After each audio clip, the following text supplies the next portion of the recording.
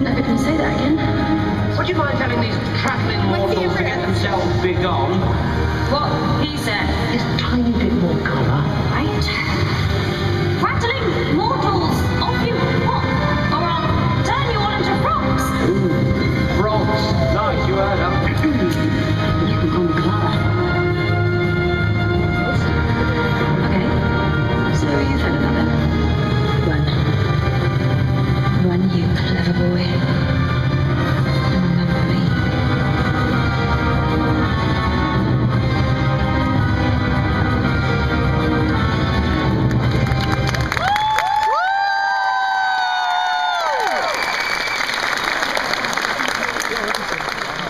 Oh my God, if I wasn't ready for this, I'm ready now.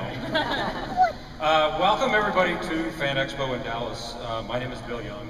I'm the head of programming for KERA Channel 13, which is the PBS station here in Dallas. I just want to thank everybody in advance for not turning off the channel when I come on and do pledge breaks.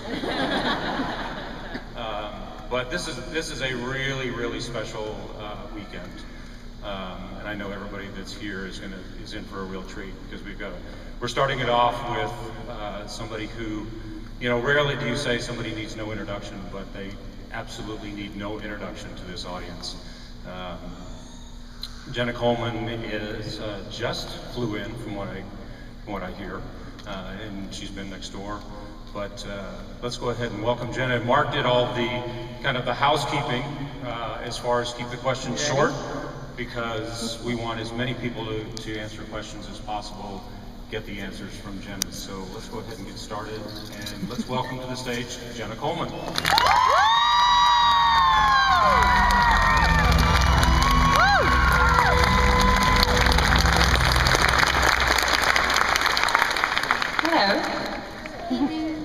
So, first time in Dallas? First time in Dallas. The rain stopped. You need to come back because the rain stopped when you got here. And the sun came out. It's beautiful. That's actually, my name Jenna is from the TV program Dallas. Really? Yes, that's where my grandma got it from. I'm trying to remember the character that was in Dallas. That's right. That's right. Is that right? So it almost was J.R. Coleman, I guess. So, well, welcome. Thank you. Appreciate you coming in and spending the weekend with us. Let me get a couple of questions out of the way, and then we'll go directly to everybody out front. Your life had to have just changed exponentially when you were cast in Doctor Who. Yes. Mainly because my day job became chasing aliens, monsters, men in green leotards, running down corridors and hanging out in a spaceship. So the day-to-day of my life became very different.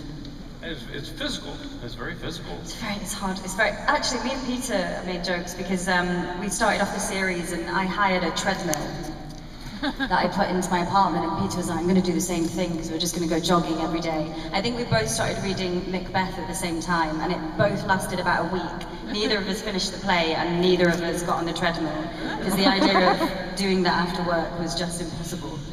Well, and your character, when you think about Clara, you think you were there to save the Doctor.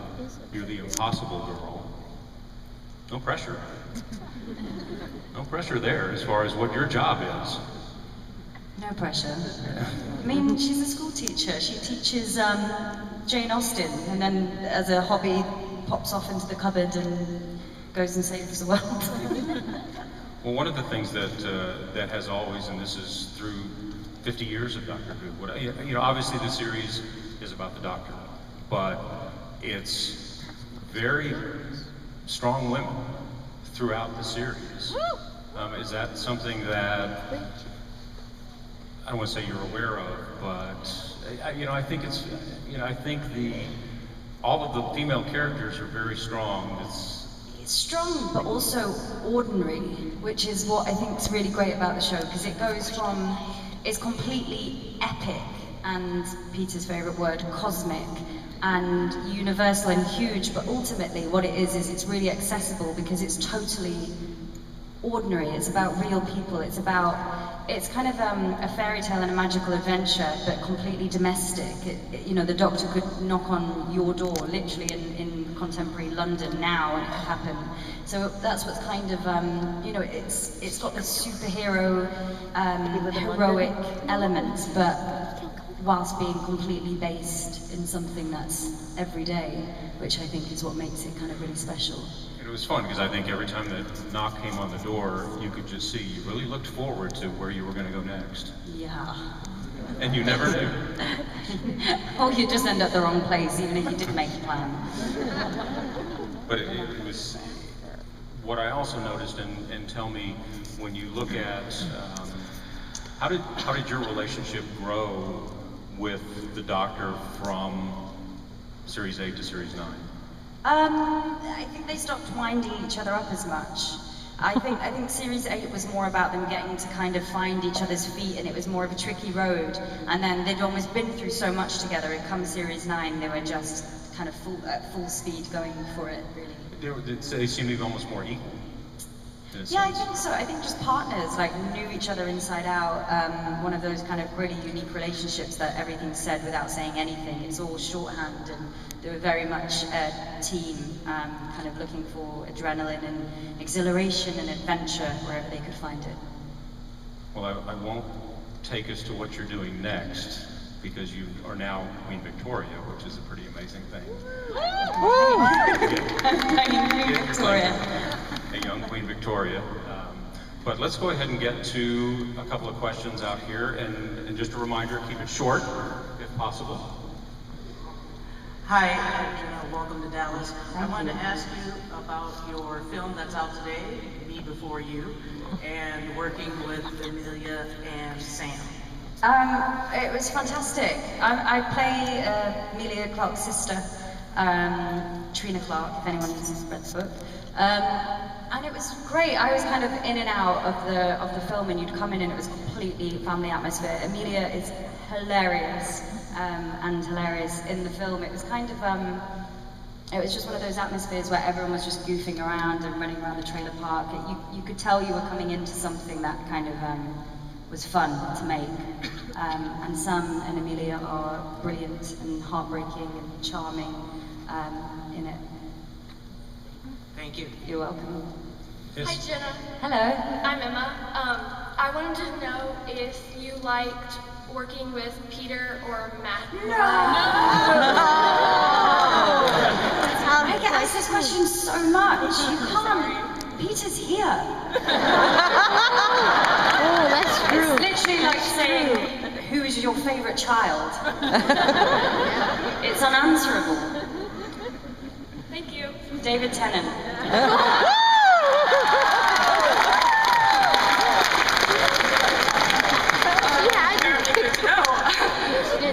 I was just wondering what your favorite quality that Clara has was and why. I quite enjoyed when she was quite control freaky and really stubborn. I quite enjoyed that. I used to love Monica and Friends quite a bit, so that kind of control freak nature whilst having an adventure was always quite fun to play. Thank you. Maybe annoying to watch, I don't know. Hi, I was just Hello. wondering, what was your favorite episode to do on Doctor Who? Still the snowman. It was so. I think maybe it's because it was Clara I'll be right meeting here. the Doctor for the first Go that time, way. kind of experiencing Say excuse me. what he is and who he is, and entering Think into about that the life. record day. There was something about that for me which I loved, and the spiral staircase and the TARDIS on a cloud amongst the stars. When really I was just in like a pen where they put loads of dry ice in, and you just like hopped around.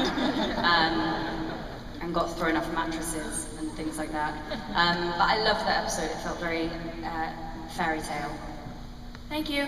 You're welcome. Hello. Hello, Mini Clara. What's your name? Lexi. Hi, nice to meet you. You look brilliant. Thank you. I was wondering, what was the scariest monster you had to fight? Ooh, I've got two. In fact, the silence I found very scary because they come at you really slowly, which is the thing that scares me the most. And then Half-Face Man. Do you remember Half-Face Man from Deep Breath? And he had all the cogs swirling in his head. He had only on one side of his head. But he was very, very scary to play against. And also the Whisper Men, because they wore tights over their heads. Which scared me. Thank you. You're welcome. Hello. Hi.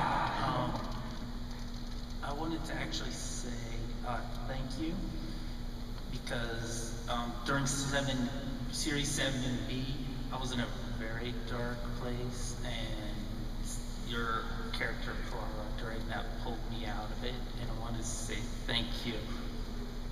Thank you. Oh, thank you. Very welcome.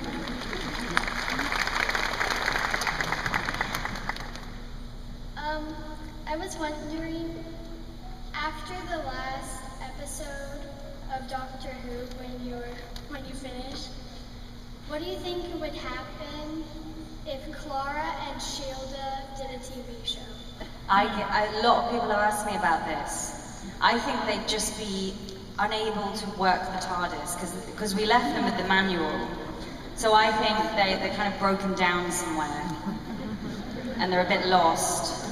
And they'll keep trying to get to a certain place and end up in the wrong place. There might be a couple of arguments, but until they get that TARDIS manual down, I think we're probably going to be experiencing a bit of teething problems. Thank you. You're welcome. Hello. Nice costume. Thank you. So we all love Clara's style. So tell us, did anything from Clara's closet end up in yours? No, because I can't do that. I've got some clothes from my first ever job, and because they write the character's name on the label. So even just the idea of that, my mum has some. So she walked around with some of Clara's clothes, which is quite funny. Because it's costume and you picked it with costume in your head, I can't wear it as Jenna. I find it, it's too confusing. Thank you. You're welcome. Hi, Jenna. Hello.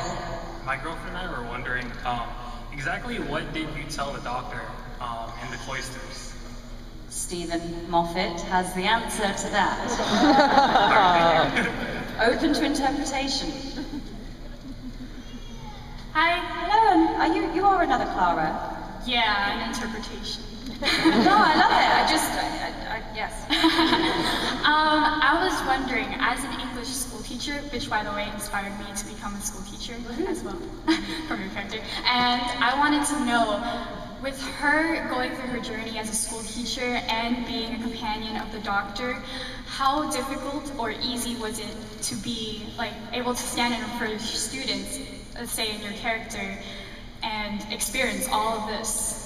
I think she just got slightly more and more erratic whilst trying to live a double life, and totally thought she was kind of able to, come from Mars and then run straight in and pick up Pride and Prejudice and teach everybody, and probably didn't realise how strange she appeared. I think she was probably quite a strange teacher. Thank you. Hi. Hello. So, my friend was wondering, how do you get your hair to look like that? I literally just got off a flight. And I haven't brushed it. Thank you.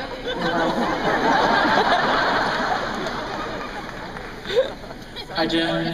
My name is Steve.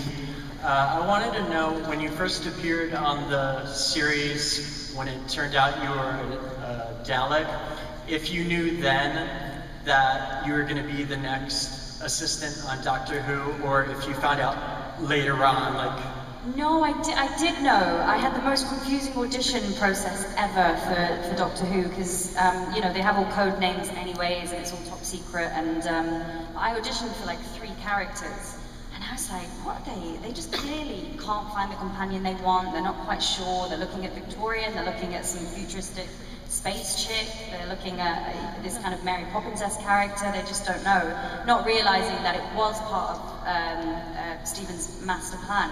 But interestingly, Oswin was written initially as a guest part, and then it wasn't until we started the audition process Stephen had the idea that the new companion could play there and then link it all together, which is kind of where the Impossible Girl started. Okay, thank you. You're welcome. Confused? Hi, Jenna. Hi. You're my favorite companion, and I would just like to ask, what is the weirdest question someone's ever asked you at a Q&A panel? Oh. Good question. Sorry, the most unrepeatable one has come into my head. Unrepeatable. And I think we should maybe leave it at that. I'm so sorry. Okay, thank you. You're welcome. Hi. Hello. What was one of the funniest moments that happened on the set of Doctor Who? I feel like I've maybe said this story a couple of times. Apologies if I have.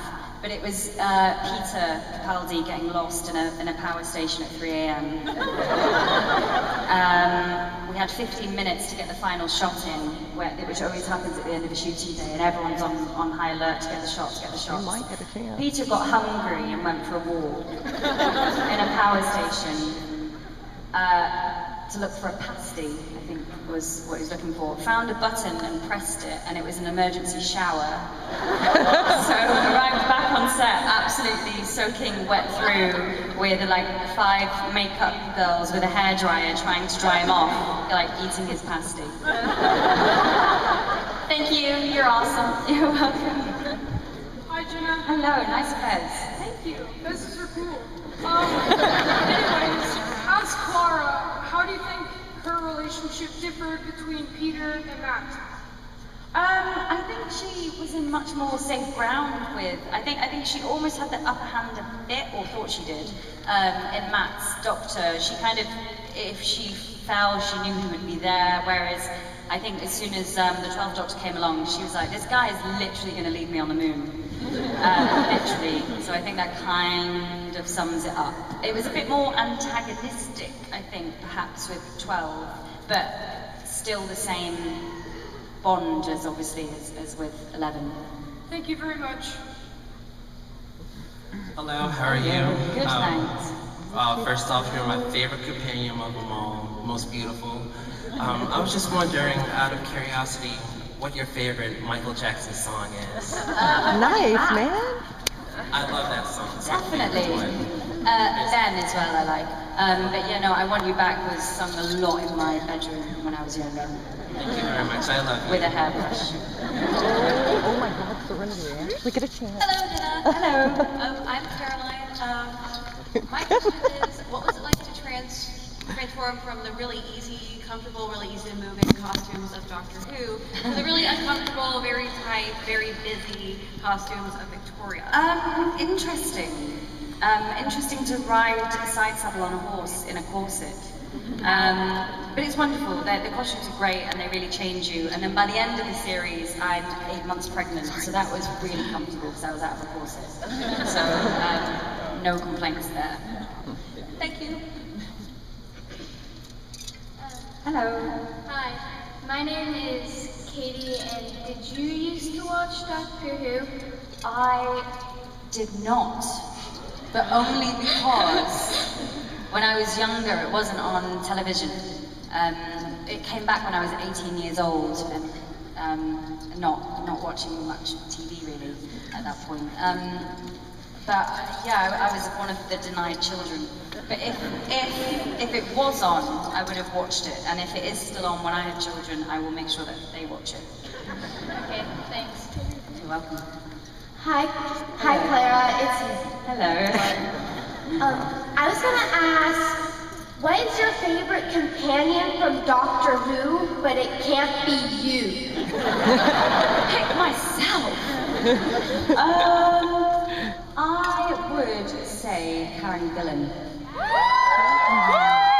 loved Amy Pond, and I love their relationship, and I love how they met and how it all came full circle, and I was in tears for her final episode. I loved her and Rory together as well.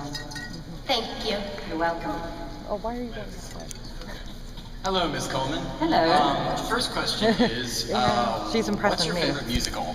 I haven't seen any for a long time. Maybe. Say, excuse me. Maybe Chicago. Okay. And That's a good one. if you were the doctor,